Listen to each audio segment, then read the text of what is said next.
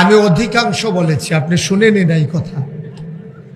উনি তো শুনেই নাই, না শুনেই এই কারণে তো মাহফিলে হুজুররা ওয়াজ করতে পারে না।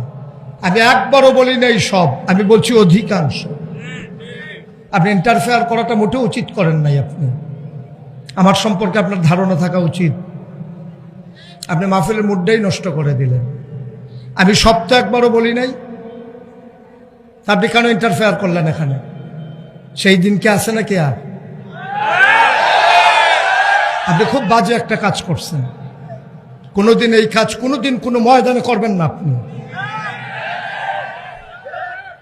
অধিকাংশ আমি বলেছি, আপনি খোঁজ নেন বাংলাদেশে 100 মসজিদের ভিতরে 95 জন সভাপতি হয় সুদ নাইলে ঘুষের সাথে জড়িত।